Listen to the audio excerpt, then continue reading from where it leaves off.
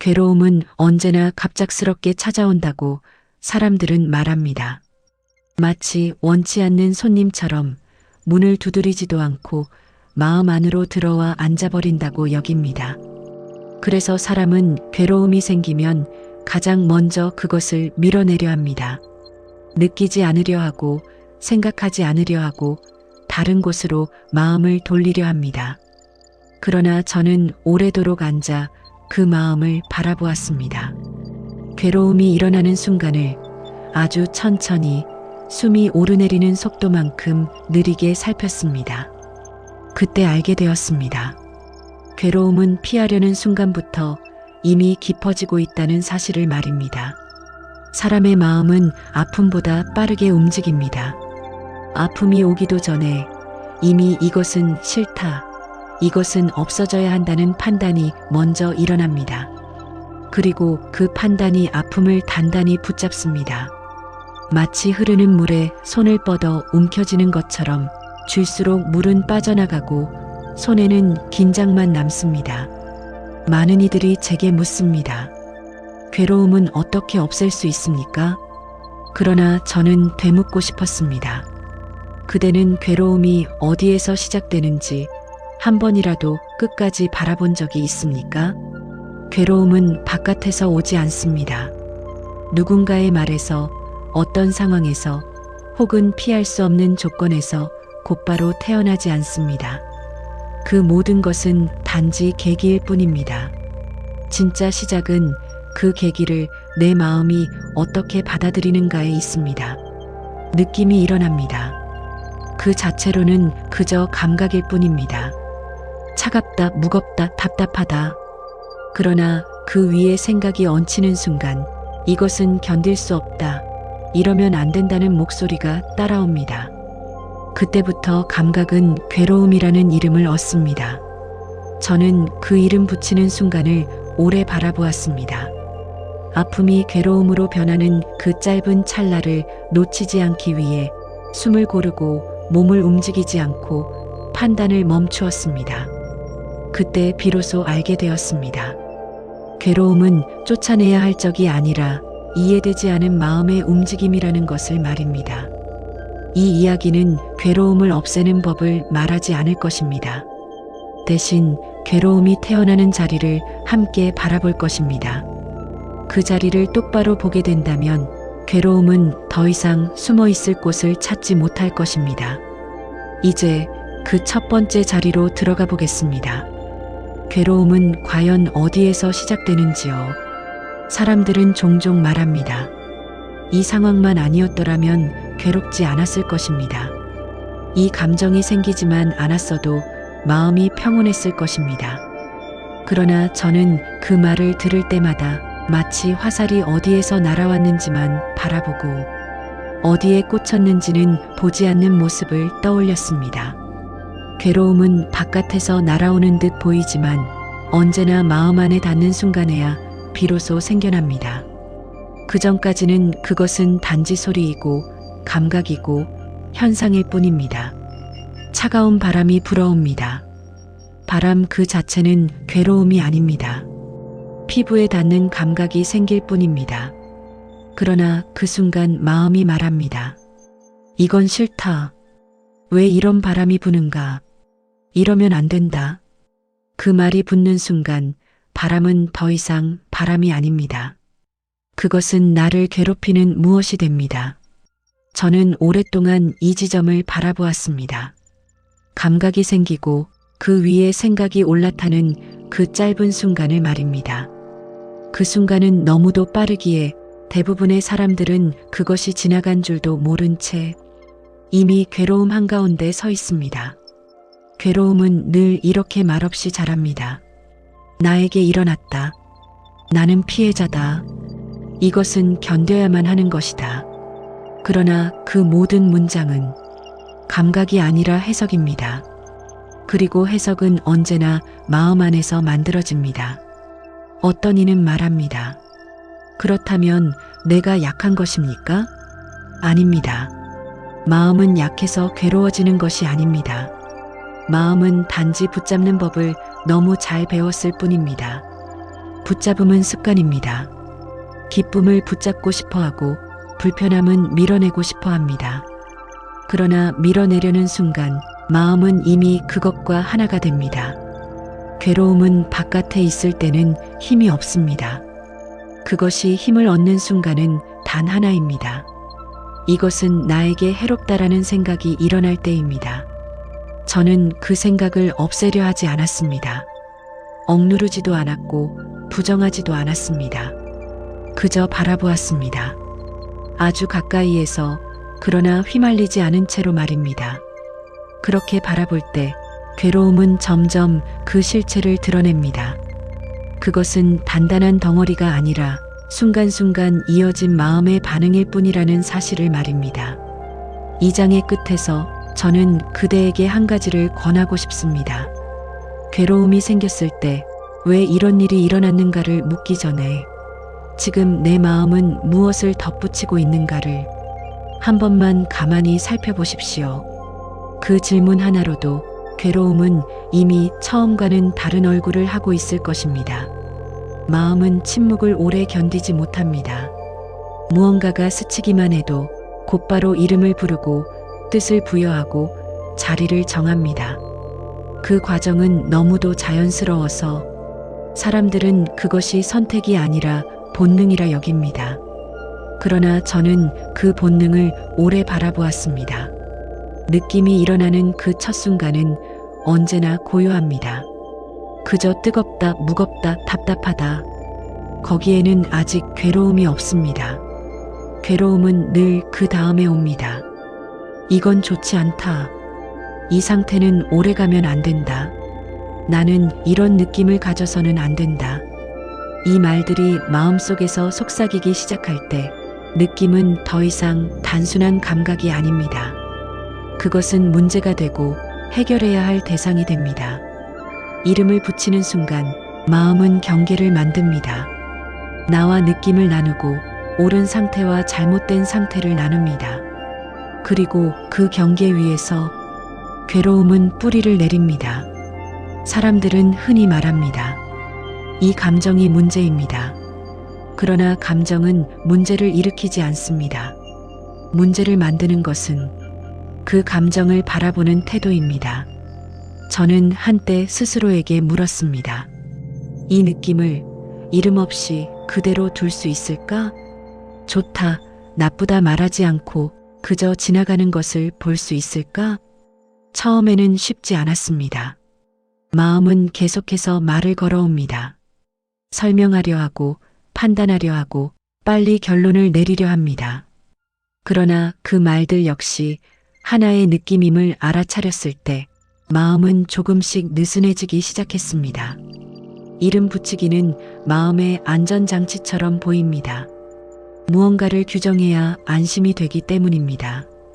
그러나 그 안심은 오래가지 않습니다. 이름이 붙는 순간 그것을 지켜야 한다는 또 다른 불안이 따라오기 때문입니다. 이건 나쁜 감정이니 없애야 한다. 이건 좋은 상태이니 유지해야 한다. 이 두 문장 사이에서 마음은 끊임없이 흔들립니다. 저는 그 흔들림을 멈추려 하지 않았습니다. 다만 흔들림이 어디서 시작되는지를 보았습니다. 바로 이름 붙이는 그 순간이었습니다. 느낌은 물과 같습니다. 담으면 담긴 그릇의 모양을 따르고 놓아두면 흘러갑니다. 그러나 이름을 붙이는 순간 마음은 그 물을 얼려버립니다.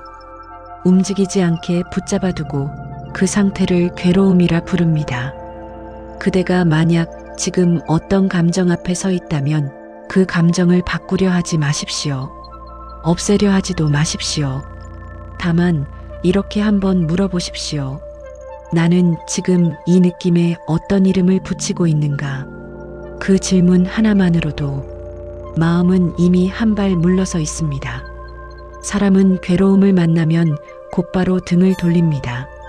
보지 않으려 하고 느끼지 않으려 하고 가능하다면 그 자리를 떠나고 싶어 합니다. 그 마음은 너무도 자연스러워서 의심받지 않습니다. 그러나 저는 그 장면을 오래 바라보았습니다. 괴로움을 밀어내는 그 찰나에 마음에서 어떤 일이 일어나는지를 말입니다.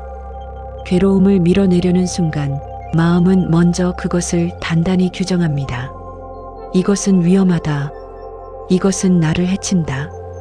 이것은 반드시 사라져야 한다. 이 판단이 내려지는 순간 괴로움은 이미 마음의 중심으로 들어옵니다. 쫓아내려는 대상이 가장 강한 존재가 되는 역설이 바로 그때 시작됩니다. 사람들은 흔히 묻습니다. 괴로움을 받아들이면 그것에 지는 것이 아닙니까? 그러나 받아들임은 굴복이 아닙니다. 받아들임은 싸우지 않겠다는 선택일 뿐입니다. 괴로움은 싸움 속에서 자랍니다. 없애려는 의지가 강할수록 마음은 더 날카로워지고 그 날카로움이 괴로움을 더욱 선명하게 만듭니다. 저는 이 마음을 불길에 비유하곤 합니다. 불을 끄기 위해 손으로 휘저으면 불길은 오히려 커집니다. 그러나 산소를 차단하면 불은 스스로 잦아듭니다. 괴로움도 그러합니다. 저항은 산소가 되고 두려움은 연료가 됩니다. 이 상태로는 안 된다는 생각이 괴로움의 생명을 불어넣습니다. 저는 한때 괴로움이 일어날 때마다 마음속으로 이렇게 말해보았습니다. 지금 이 느낌이 있다. 그 이상도 그 이하도 아니게 말입니다. 처음에는 아무 변화도 없는 듯 보였습니다. 그러나 시간이 지나자 괴로움이 오래 머물지 못한다는 사실을 알게 되었습니다. 머물게 하는 것은 느낌이 아니라 거부였습니다. 거부가 사라지자 괴로움은 더 이상 머물 이유를 찾지 못했습니다. 마치 손을 펴자 쥐고 있던 것이 자연스레 떨어지는 것처럼 말입니다. 괴로움을 밀어내지 않는다는 것은 그것을 좋아한다는 뜻이 아닙니다. 다만 이 또한 지나가는 현상임을 인정하는 것입니다. 그 인정 속에서 마음은 처음으로 긴장을 풀기 시작합니다. 괴로움은 붙잡을 때 강해지고 내려놓을 때 약해집니다. 그러나 내려놓음은 의지로 되는 것이 아니라 보는 힘에서 옵니다. 사람들은 괴로움이 오면 묻습니다. 왜 하필 나에게 이런 일이 일어나는가? 그러나 저는 그 질문을 오래 내려놓고 다른 물음을 품었습니다. 이 괴로움은 지금 내 마음에 무엇을 비추고 있는가? 괴로움은 말이 없습니다. 설명하지도 않고 스스로를 정당화하지도 않습니다. 다만 그 자리에 있을 뿐입니다. 그러나 마음이 조용해질수록 괴로움은 마치 거울처럼 무언의 가르침을 드러냅니다. 괴로움은 언제나 붙잡고 있는 것을 가리킵니다. 사라지지 않기를 바라는 것, 변하지 않기를 원하는 것, 혹은 일어나서는 안 된다고 굳게 믿고 있는 생각을 말입니다. 괴로움이 있다는 것은 잘못되었다는 증거가 아닙니다. 오히려 마음이 무언가에 깊이 매여 있다는 정직한 표시입니다. 저는 괴로움이 일어날 때마다 그것을 쫓아내는 대신 이렇게 물어보았습니다. 지금 나는 무엇을 내 것이라 붙잡고 있는가? 그 질문 앞에서 괴로움은 조금씩 모습을 바꾸기 시작했습니다. 적이 아니라 안내자처럼 느껴지기 시작한 것입니다. 괴로움은 여기에 집착이 있다고 말합니다. 여기에 두려움이 있다고 말합니다. 여기에 놓지 못한 생각이 있다고 조용히 가리킵니다. 사람은 흔히 기쁨 속에서는 자신을 보지 못합니다. 모든 것이 순조로울 때 마음은 스스로를 살피지 않습니다. 그러나 괴로움 속에서는 피할 수 없이 자신의 내면과 마주하게 됩니다. 그래서 저는 말합니다. 괴로움은 깨달음으로 향하는 문 앞에 서 있는 종과 같다고 말입니다. 그 종은 울릴 뿐 문을 열어주지는 않습니다. 문을 여는 것은 그 종소리를 듣고 멈추어 서는 마음입니다. 괴로움을 스승으로 삼는다는 것은 그것을 숭배하는 것이 아닙니다. 다만 그 안에 숨은 메시지를 왜곡하지 않고 그대로 듣는 것입니다. 이것은 나를 해치기 위해 온 것이 아니다. 이것은 내가 놓아야 할 것을 보여주기 위해 왔다. 이렇게 바라볼 수 있을 때 괴로움은 더 이상 날카로운 얼굴을 하지 않습니다. 그것은 단지 지나가는 손님처럼 조용히 앉아 있다가 때가 되면 떠납니다. 괴로움은 오래도록 자신이 하나의 실체인 것처럼 보입니다. 마치 마음 한가운데 무겁게 자리 잡은 돌처럼 느껴집니다. 그래서 사람은 말합니다. 이 괴로움은 너무 큽니다. 이것은 쉽게 사라지지 않습니다. 그러나 저는 그 괴로움을 오래 지켜보며 한 가지 사실을 알게 되었습니다. 괴로움은 스스로 서 있지 못한다는 사실입니다. 그것은 언제나 무언가에 기대어 있습니다. 그 기대는 다름 아닌 내 것이라는 생각입니다. 이 느낌은 내 것이다. 이 아픔은 나에게 일어난 것이다. 이 상태는 나를 설명한다. 이 생각들이 모일 때 괴로움은 단단한 형태를 얻습니다. 그러나 이 생각들이 하나씩 비추어질 때 괴로움은 놀랍도록 힘을 잃기 시작합니다. 저는 괴로움의 원인을 억지로 분석하지 않았습니다. 원인을 없애려 애쓰지도 않았습니다. 그저 조용히 바라보았습니다. 이 괴로움은 어디에 기대어 서 있는가?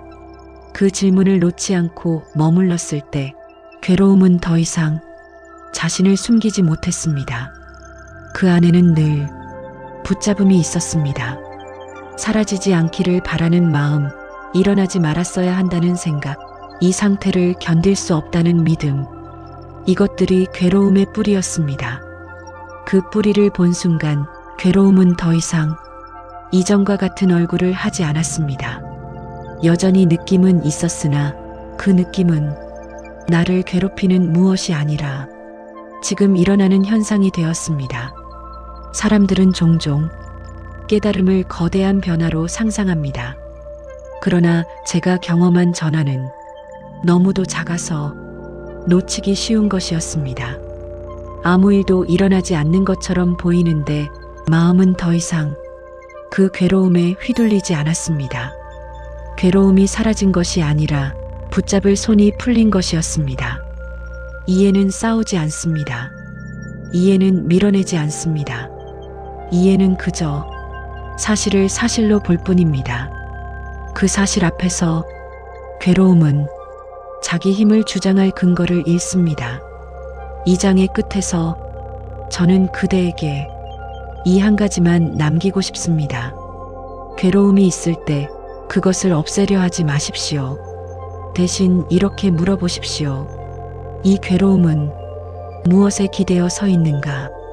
그 질문이 깊어질수록 괴로움은 이미 처음과 같은 무게를 가지지 못할 것입니다.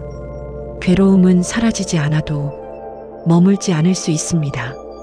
사람들은 흔히 괴로움이 완전히 없어지는 상태를 평온이라 부릅니다. 그러나 제가 본 평온은 그와 조금 달랐습니다. 여전히 느낌은 일어납니다. 기쁨도 불편함도 몸의 변화도 마음의 파문도 찾아옵니다. 그러나 그것들이 마음을 차지하지는 않습니다. 괴로움이 머물지 못하는 이유는 그것을 막아냈기 때문이 아닙니다. 그것을 이해했기 때문입니다. 이해는 문을 닫지 않습니다. 오히려 문을 열어둡니다. 그러나 붙잡을 자리가 없으니 괴로움은 오래 머물지 못합니다. 저는 이 상태를 하늘에 비유하곤 합니다. 구름은 계속해서 지나갑니다. 어떤 구름은 무겁고 어떤 구름은 밝습니다. 그러나 하늘은 그 어느 것도 자기라 부르지 않습니다. 괴로움이 머물 곳을 잃는 순간은 아주 조용합니다. 환희도 없고 선포도 없습니다. 다만 마음이 더 이상 자신과 싸우지 않을 뿐입니다. 그대는 여전히 삶을 살아갑니다. 웃고 지치고 생각하고 잠들 것입니다. 그러나 한 가지는 달라집니다.